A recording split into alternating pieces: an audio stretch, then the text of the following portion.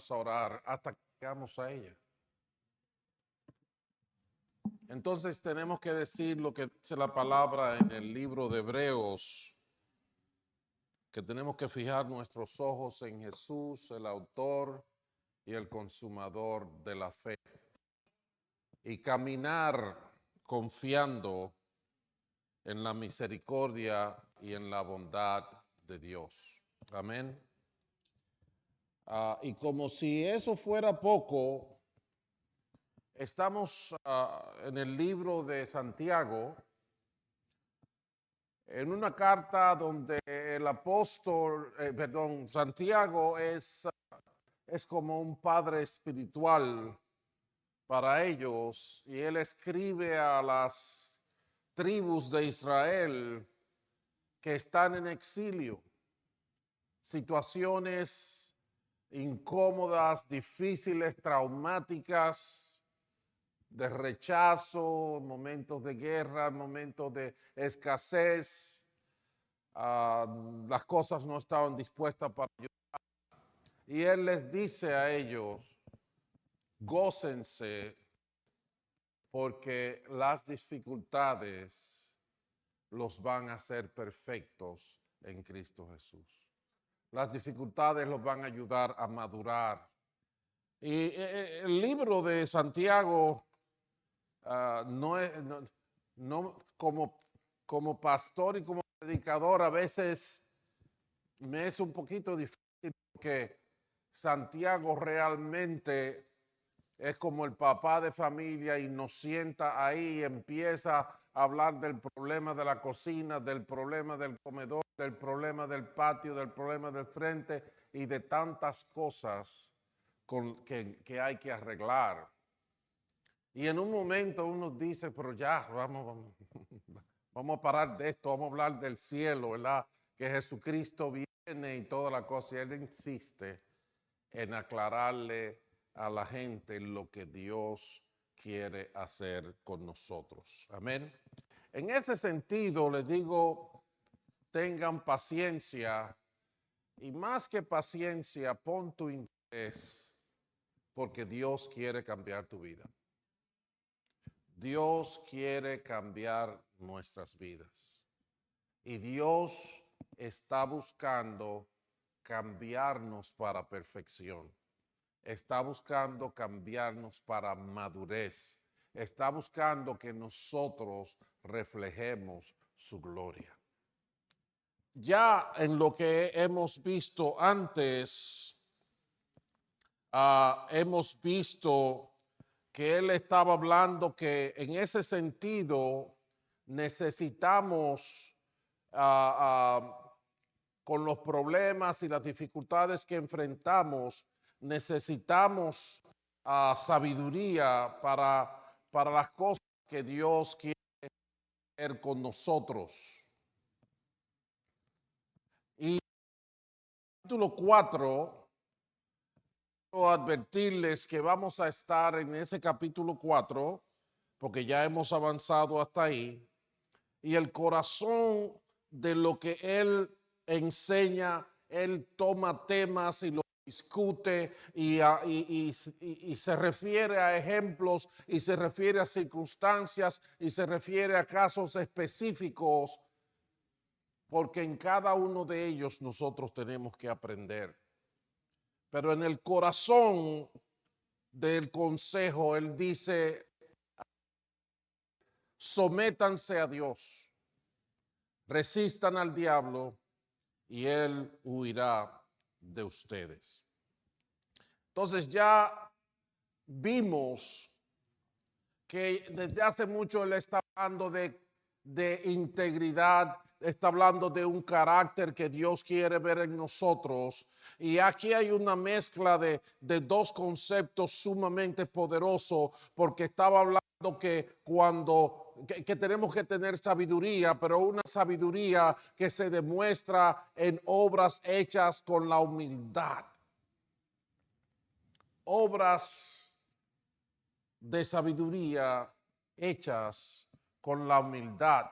nos había hablado de dos tipos de sabiduría, una sabiduría que es terrenal y es una sabiduría que se manifiesta en jactancia, en mentiras, en confusión, porque en verdad estamos enfocando en complacernos a nosotros mismos. Entonces hay envidias amargas, rivalidades, pero hay una sabiduría que es celestial, que se caracteriza por humildad. Fíjense qué diferencia, qué cosa. En la medida que podemos, eso se puede ver cuando uno va llegando a viejo normalmente. Cuando uno tiene joven, uno lo quiere pelear todo, ¿verdad? De que, "Oh, yo puedo, y sí, eso tú verás que es así". Cuando uno llega viejo, uno se da cuenta que uno era un tonto muchas veces. Y en ese sentido hay una conciencia y hay una humildad, a pesar de que el color del pelo ya implica sabiduría. Y así nosotros tenemos que entender y hemos visto que la sabiduría celestial es una sabiduría que se genera en humildad, que es pura, pacífica, respetuosa, dócil, no es arrogante, es imparcial y sincera, con obras hechas con la humildad que da la sabiduría. Y en ese sentido, la humildad es someter nuestros sentimientos a esas intenciones y esas maneras.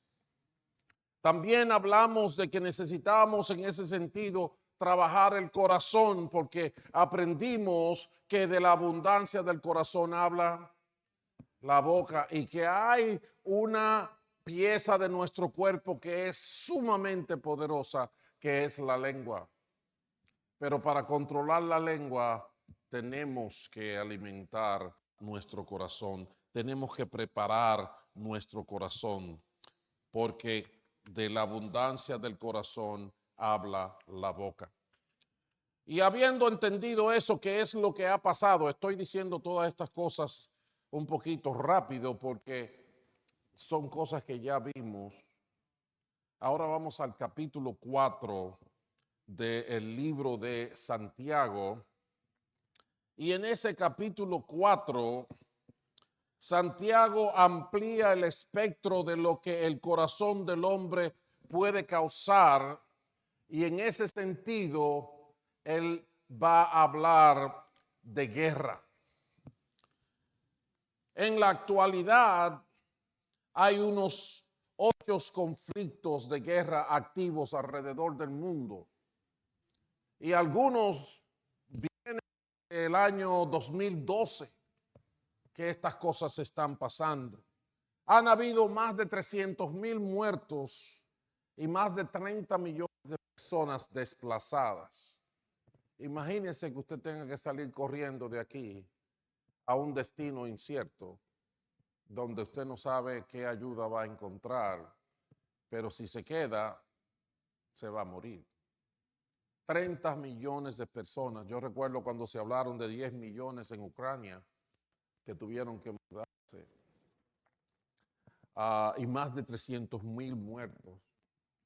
Y cuando yo medito en estas realidades que estamos viviendo, realmente me cuestiono a mí mismo y me pregunto, ¿cómo es posible que con tanto desarrollo que tenemos ahora? Porque yo recuerdo cuando mi tía se vino de Santo Domingo a los Estados Unidos en el 64, 65, no recuerdo qué año fue exactamente, 66. Cuando yo le mandaba una carta, ella la recibía como a los 3 meses. Y cuando ella me mandaba una carta, yo la recibía como al mes y medio, 2 meses. Y hoy en día, usted puede estar en la China, en la cima del mundo, en el Polo Norte, y yo le puedo mandar una carta y le llega en un segundo. Cuánto avance, cuán gran diferencia, qué gran servicio podemos hacer ahora, cuánta posibilidad. El internet es una cosa grandiosa. La inteligencia artificial, ahora mismo usted le pregunta a Google cualquier cosa. El GFS, porque hay que decirle el GFS, porque el jefe le dice, párese. Es una gran cosa. Yo cuando vine en el 86 a los en Nueva York, por primera vez viniendo de una islita en el Caribe, que yo salí de ese aeropuerto y empecé a ver carretera por aquí, carretera por allá, carretera por arriba. Yo decía, mi madre, ¿quién maneja aquí? Y andaba entonces con unos mapas grandísimos ahí, tratando de ingeniármela con más miedo que vergüenza. Pero ahora no, ahora todo es fácil. Ahora usted dice quiere ir a cualquier parte de aquí en los Estados Unidos, usted pone al GPS y él le da todas las órdenes. El jefe funciona. Increíble, un gran servicio a la mano. Y tenemos, ¿cómo se llama? Cirugías microscópicas. ¡Wow! ¡Qué cosas!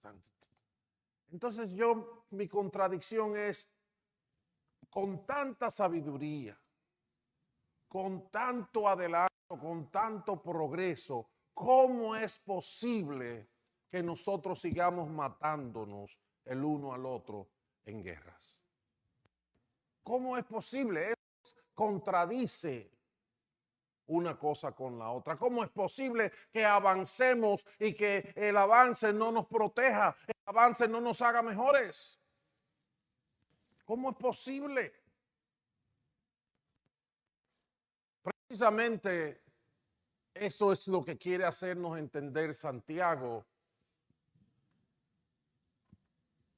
cuando trata estos temas. Y él dice, ¿sabe dónde está el problema de la guerra? Está dentro de nosotros. El problema de las guerras no está en la historia. El problema de las guerras no está en las razas, no está en el idioma, no está en los armamentos. Está ahí y está dentro de mí. Ahí en ese capítulo 4, él pregunta, ¿dónde las guerras y los conflictos entre ustedes? No es precisamente de las pasiones que luchan donde dentro de ustedes mismos. Desean algo y no lo consiguen, matan y sienten envidia, no pueden obtener lo que quieren, riñen y se hacen la guerra. No tienen porque no piden. Y cuando piden, no reciben porque piden con malas intenciones para satisfacer sus propias pasiones. Malas intenciones, malas pasiones.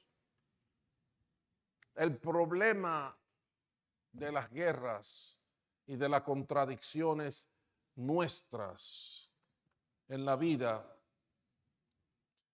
Santiago la expone así como un experto cirujano con el bisturí en la mano, identificando que el problema no es la tecnología, el problema son nuestras pasiones, el problema es lo que está en nuestros corazones.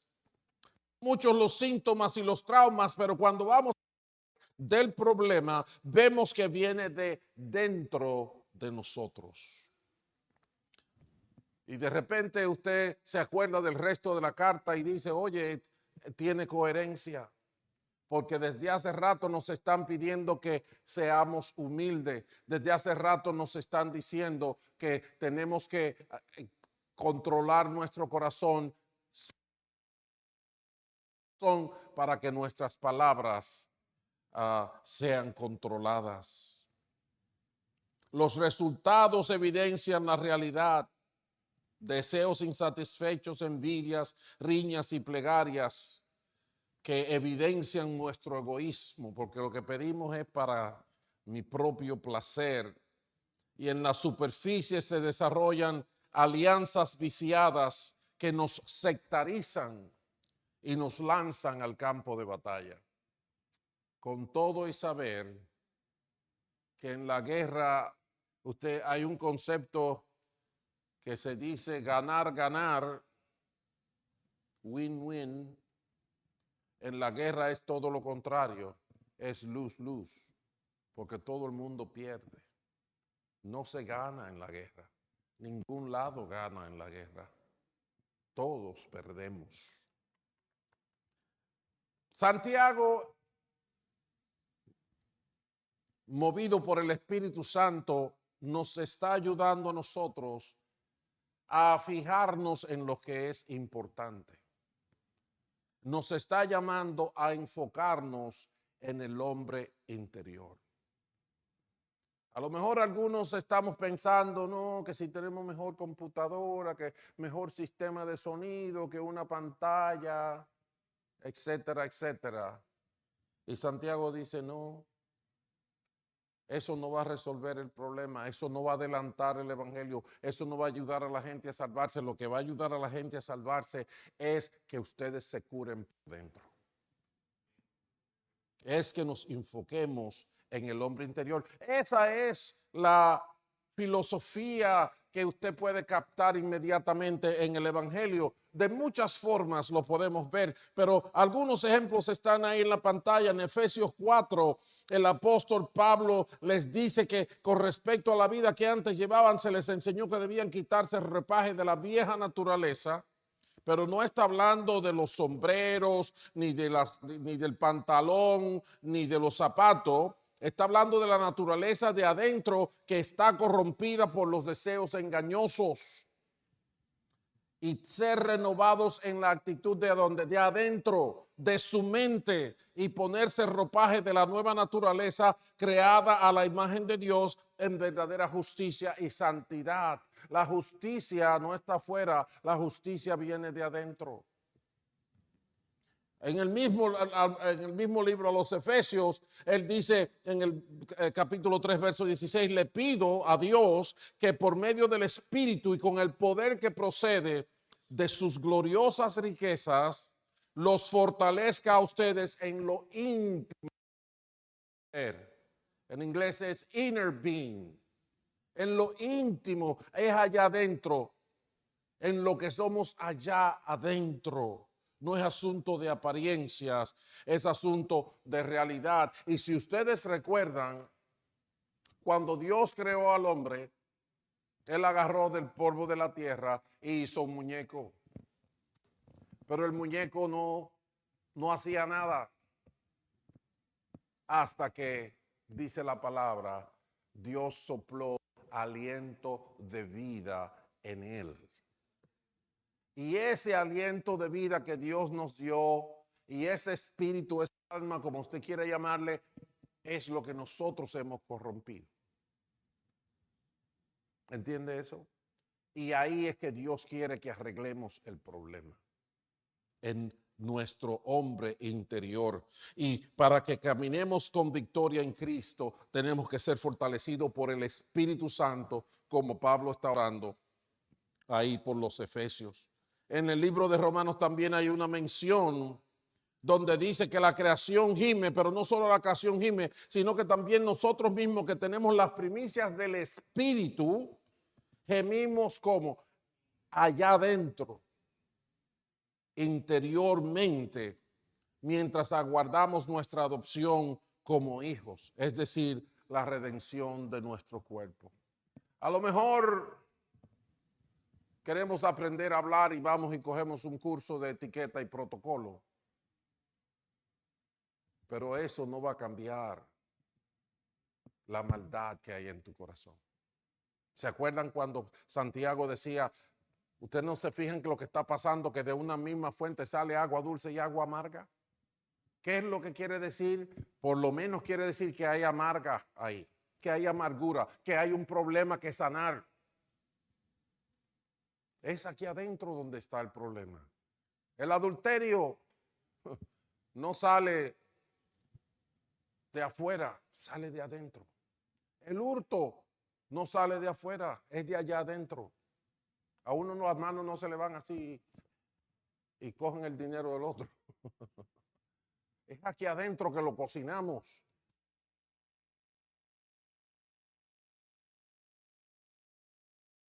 Oh, si yo fuera rico, allí está la música.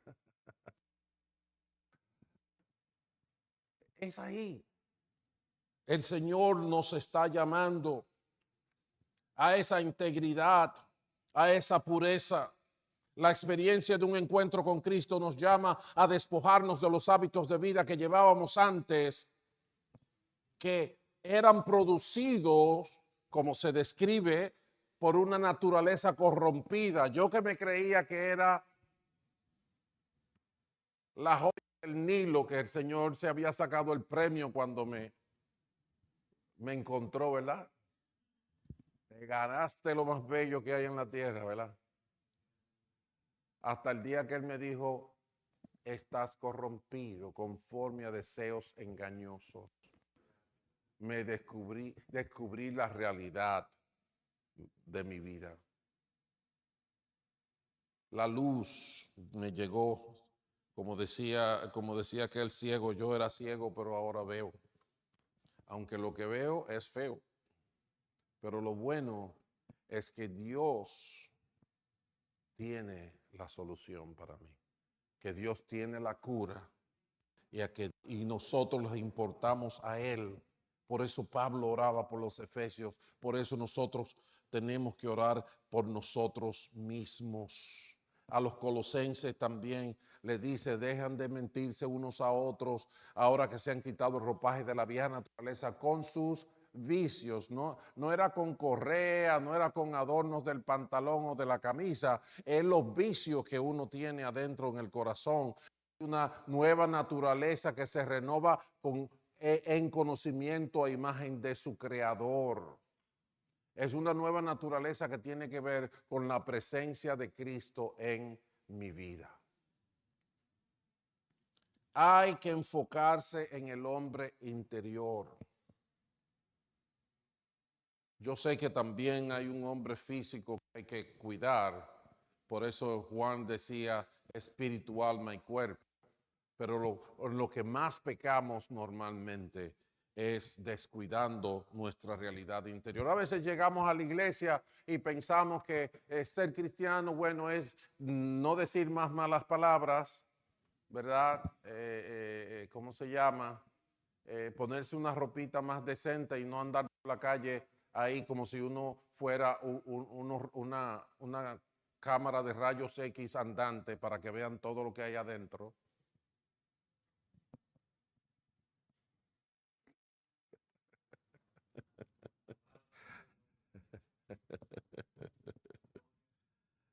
Betty está gozando ahí.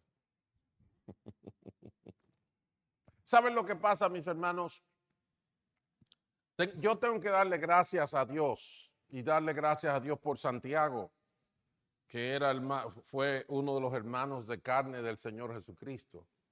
Porque él agarró y partiendo de todas estas cosas, él empezó a darnos ejemplos de lo que estaba pasando entre ellos.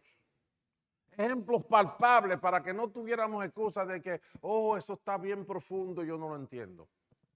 No. Él, ahí en ese capítulo 4, preocupado por esa problemática e interesado en que nosotros nos enfoquemos en nuestro hombre interior, seamos transformados de adentro para afuera. Él habla de estas dinámicas que yo las llamo dinámicas corrompidas o dinámicas contrarias porque el resultado no beneficia, sino que hace daño. Él usa un estilo muy apasionado, muy expresivo y se mete en el detalle para que no te quede lugar a duda. Y en ese capítulo 4 yo recogí al menos 3 de esas dinámicas y la primera con la que tenemos que corregir es la amistad con el mundo. Porque la amistad con el mundo es enemistad con Dios, es adversión contra Dios. cuando hablamos de cómo el corazón se alimenta, no sé si ustedes recuerdan la palabra que dice que si nuestros ojos son luz, todo nuestro cuerpo va a ser luz. ¿De acuerdo? Y en ese sentido, nosotros no podemos comprar lo que el mundo nos está vendiendo. Nosotros hacemos mucho window shopping en el mundo. Las modas, los estilos de vida, los hábitos, las diversiones, las cosas, no las venden y nosotros queremos comprarlas. Y nuestros corazones se enganchan. Y Santiago dice, tienen que parar eso. Porque amistad con el mundo es enemistad con Dios. Y no estamos hablando del mundo físico. Mire, a mí me fascina una playa como la del Caribe. A las 6 de la tarde. Tranquilita, así. Que usted se ve hasta los malos pensamientos en el agua. Ahí media tibiecita. Qué bello. Pero eso no es el asunto. El asunto no es lo físico. Está hablando de la mentalidad del mundo. Donde aún las cosas que parecen buenas se quedan cortas. Y cuando digo eso es, por ejemplo, mis padres me decían, mi hijo, estudia. Haz una carrera, una profesión, busca un buen trabajo, cómprate una casa, una muchacha bonita, a tirar hijos para la calle y esa es la felicidad.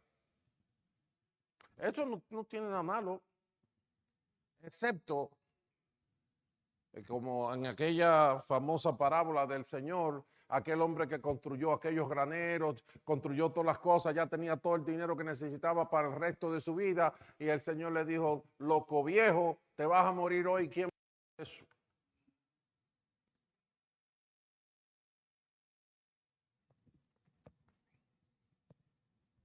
Entonces, tenemos que tener pendiente que amistad con el mundo es enemistad con Dios. Y por eso nuestros corazones se ensucian. ¿Se acuerdan cómo el diablo quiso venderle eso a Jesucristo? En Mateo capítulo 4. ¿Se acuerdan?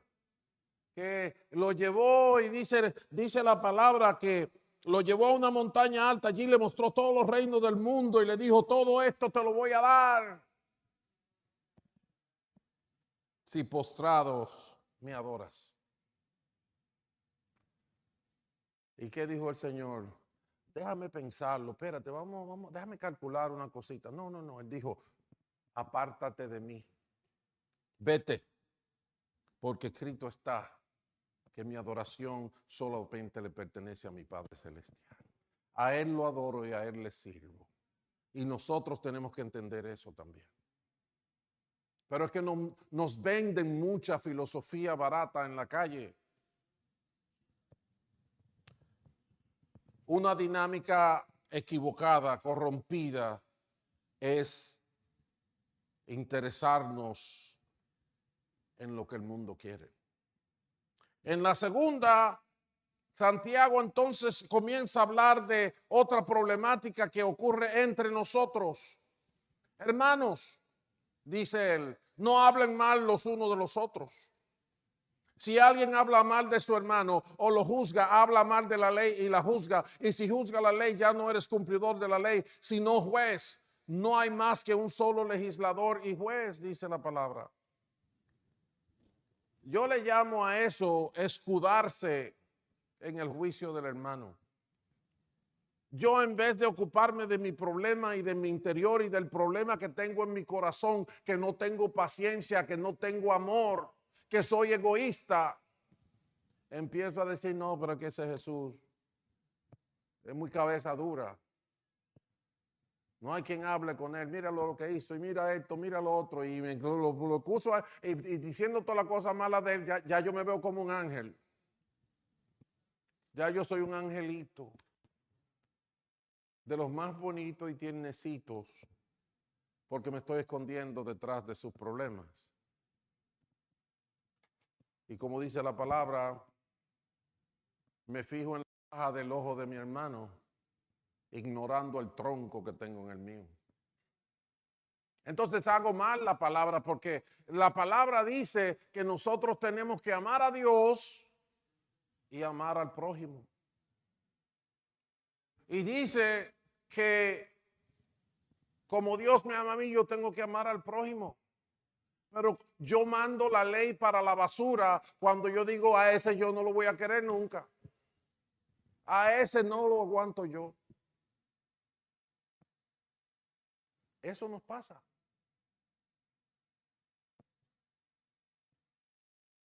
Lo que Dios dice no importa. Lo que importa es mis emociones y mis pasiones. Y eso es equivocado.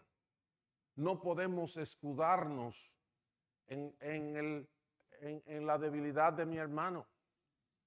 En verdad, cuando usted capítulo 14 de Romanos, el apóstol Pablo habla de cómo nosotros tenemos que amar al débil en la fe y no serle ocasión de tropiezo, aunque yo tenga mi derecho.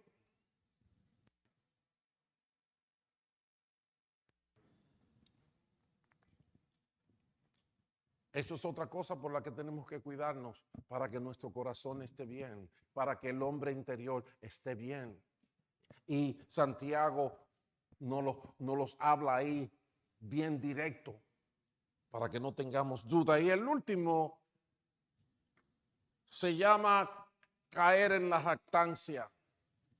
Santiago dice, escuchen esto, ustedes que dicen, hoy o mañana iremos a tal o cual ciudad, pasaremos allí un año, haremos negocios y ganaremos dinero. Y eso que ni siquiera saben qué sucederá mañana, que es su vida.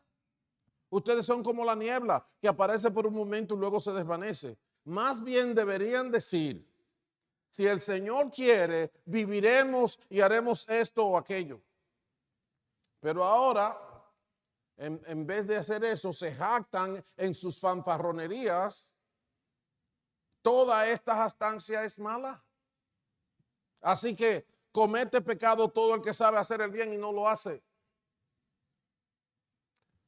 ¿Sabe cuál es el problema de la jactancia? Es llenarse la boca diciendo todo lo que voy a hacer. Y sabes que el problema no es lo que haces. Hacer no es malo. Si usted va al libro de Proverbios, se habla de que el diligente, el que se esfuerza, hasta dice en un momento, aprende de la hormiga, perezoso, porque hace y consigue. Y también dice que el que se lleva de consejo también hace y consigue. O sea, hacer no es el problema es que si, ¿cómo que dice el Salmo 127? Si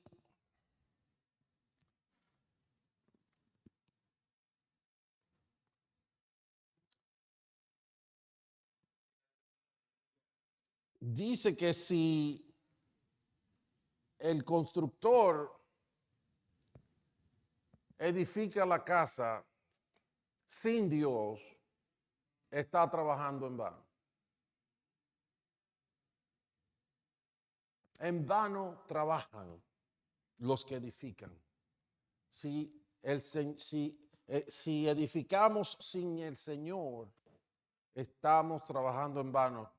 Tú puedes tener el mejor trabajo del mundo, puedes tener el carro del último guay, pero ¿de qué sirve? Cuando llegues a la hora de decidir tu eternidad, no te va a ayudar. Si Jehová no edifica la casa, en vano trabajan los que la edifican. Si nos fijamos en todos los casos, hay un problema en que nuestro corazón desarrolla autoconfianza y distanciamiento de Dios. ¿No les trae algo a la memoria? Génesis capítulo 3. Cómete ese fruto. Mira qué lindo. Wow. El Señor dije, te dije que no comas de eso. Sí, un momentito, quédate ahí, que yo hago ahora.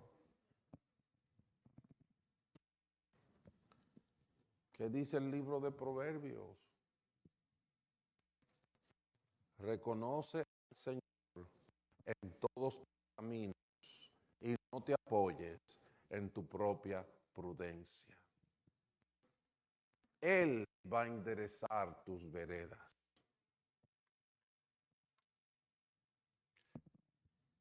Les voy a dar una noticia.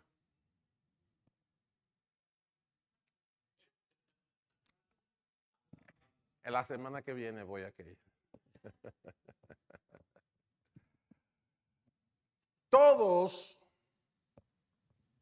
en un momento somos tontos. Todos perdemos lo que es la realidad, la dimensión de la realidad, y nos hacemos castillos en el aire. Y entonces el mundo nos regala un logo, un tema. Sí podemos, sí podemos, sí podemos. Lo que la palabra de Dios enseña en el Salmo 146, versículo 5, si mal no recuerdo, dice, bienaventurado aquel cuyo ayudador es el Dios de Jacob y cuya esperanza está en Jehová su Dios, el creador de los cielos, de la tierra y de todo lo que en ellos hay. Sin Dios estamos perdidos, hermano. Puede haber lujo, puede haber comida alrededor nuestro, pero vamos rumbo a la perdición. Y Santiago nos está diciendo, adentro de ti tenemos que arreglar todas esas cosas. Así que la solución es esta, mi gente. Santiago dice eso desde el medio. En vista de todo lo anterior y de todo lo posterior, porque les hablé de algo posterior también. Sométanse a Dios. Sométanse a Dios. Así dice el texto. Sométanse a Dios, resistan al diablo y él huirá de ustedes. Acérquense a Dios y él se acercará a ustedes. Pecadores, límpiense las manos. Ustedes los indecisos, purifiquen su corazón, reconozcan sus miserias, lloren y lamentense, que su risa se convierta en llanto y su alegría en tristeza. Humíllense delante del Señor y Él los exaltará.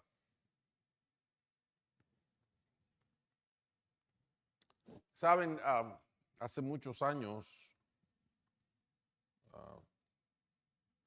estudiando todo lo de guerra espiritual y todo eso, compramos libros de este ancho, grandísimo, con muchas cosas, muchas teorías.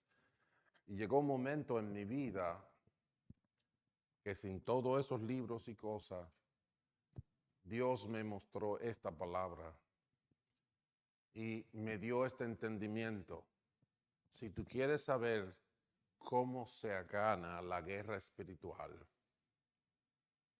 es esta primera declaración. Sométanse a Dios. Si eso no está, tú puedes escribir todos los libros de guerra espiritual que tú quieras, pero vas a perder.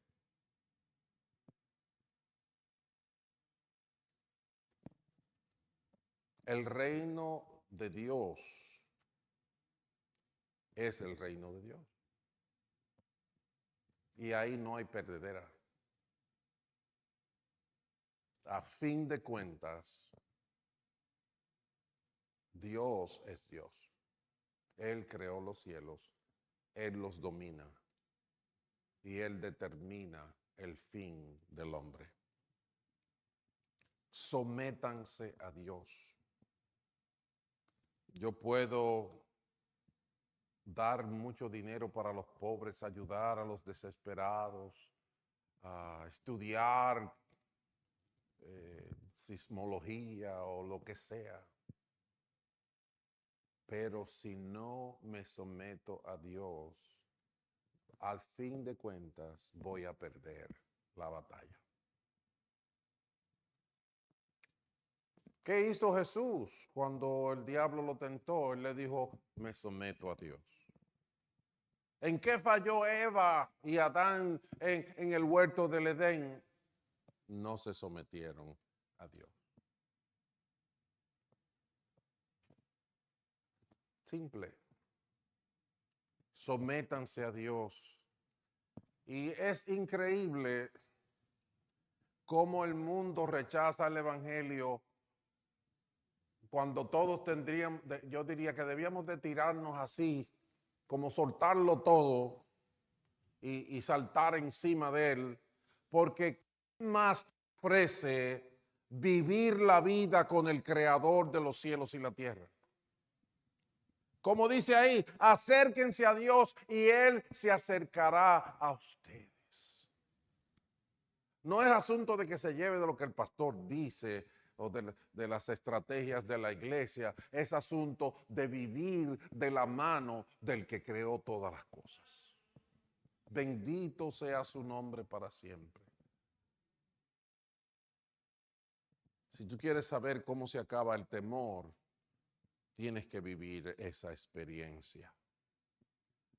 Y si entendemos que estamos por malos caminos, la solución no es maldecir a nadie, no es entregarse al desconsuelo. No, pecadores, límpiense las manos. Ustedes los indecisos, purifiquen los corazones, tomen una decisión, no sigan perdiendo tiempo, reconozcan sus miserias, lloren y lamentense. Nosotros pensamos que estamos buscando una receta para gozar, para celebrar.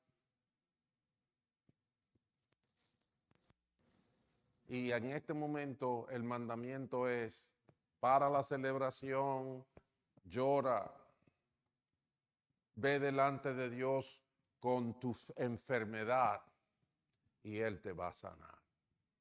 Y Él te va a sanar. Él te va a sanar. Debemos someternos a Dios, no hacer como la jactancia. Debemos someternos a Dios. No podemos dejarnos enamorar del mundo. Debemos someternos a Dios. No podemos escudarnos en que aquel hermano falle y que otro hermano falle y que esta iglesia pelea con la otra. Olvídese de eso. Sometámonos a Dios. Pero eso es un asunto de allá. Es una decisión que el pastor no te la puede imponer. El pastor no está ahí en la mayor parte de tu vida. Y no es la idea. Porque si tú no le das tu corazón al Señor, yo no puedo dárselo por ti. Tan simple y sencillo como eso. Así que la reacción inicial es someternos. Tenemos que olvidarnos de las razones atractivas que nos sugieren que tenemos razón. Si el Señor no edifica la casa, estamos trabajando en vano. El enemigo está al acecho, tenemos las manos sucias, nuestra eficacia se usa para destruir y nos hallamos distantes del Creador. Eso no es necesario. Jesucristo hizo la obra para que tú y yo nos pudiéramos acercar a Dios. No pienses que tú tienes que arreglarte tú primero para acercarte a Dios. Al contrario, si eso se hubiera podido, Jesús no hubiera tenido que venir. Pero Él vino a hacer el puente que tú y yo no podíamos hacer. Y así Dios lo planeó y así Dios lo decidió. Necesitas renunciar a cualquier otra opción. Jesús dijo, yo soy el camino, la verdad y la vida. No se llega al Padre, no se llega al cielo, no se llega a la victoria si no es por Él. Así que voy a terminar con la invitación que Dios le hizo al pueblo cuando andaba en desvarío, extraviado en la multitud de sus pensamientos. Acuérdense de lo que hemos estado hablando, es de la importancia de nuestro hombre interior. Y que la batalla se gana sometiéndose a Dios. Ese es el resumen de todo lo que Santiago nos está dando con muchos ejemplos. Y Dios te dice, no te pierdas en los pensamientos y en los razonamientos y en planificaciones de cuando tú ves que una gente está sangrando y dice, no, déjame planificar, déjame llamar a 3 consultores y no, cuando ellos vengan a llegar ya estás muerto. Dios dice, vengan a las aguas todos los que tengan sed. Vengan a comprar y a comer los que no tengan dinero. Dios no te está vendiendo esto. Es gracia, es favor inmerecido, es misericordia. Vengan, compren vino y leche sin pago alguno. Y se queja, dice, ¿por qué gastan dinero en lo que no es pan y su salario en lo que no satisface? Escúchenme bien, comerán lo que es bueno y se deleitarán con manjares deliciosos. Pero ¿cómo? Escúchenme bien. Si me escuchan bien, van a comer manjares deliciosos. Presten atención y vengan a mí, escúchenme y vivirán. ¿Te parece religión? A mí me parece solución. Me parece vida. Me parece misericordia, privilegio. Dios nos llama a sus faldas. Dios nos abre los brazos que una vez estuvieron abiertos en la cruz del Calvario y todavía nos dice, ven, ven a las aguas. Jesús le dijo a la samaritana, si tú me pides a mí, yo te doy agua que hará que no tengas sed jamás. Eso es lo que tenemos que buscar en el Señor. Así les voy a pedir que se pongan de pie y vamos a orar en esta hora.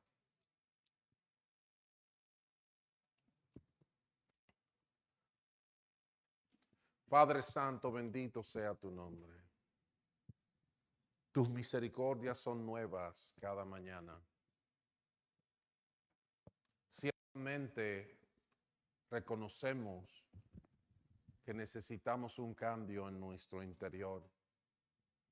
Necesitamos dejar de celebrar y meternos en luto hasta que nuestros pasos sean sobre tus huellas. Padre Santo, perdona nuestras faltas, perdona nuestros pecados.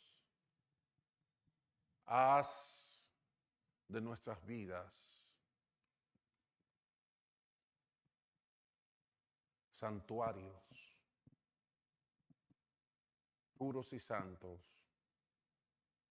templos que pueden ser ejemplos para una humanidad perdida. Pedimos que te manifiestes con tu Espíritu Santo, que fortalezcas nuestro espíritu con tu poder, que nos levantes en victoria. Pero ayúdanos, Señor, a convencernos de lo que tú haces, de lo que estás haciendo, de que no hay alternativa sino tú. Bendito sea tu nombre. Bendecimos tu nombre, Señor, y nos encomendamos en tus manos. Amén y amén.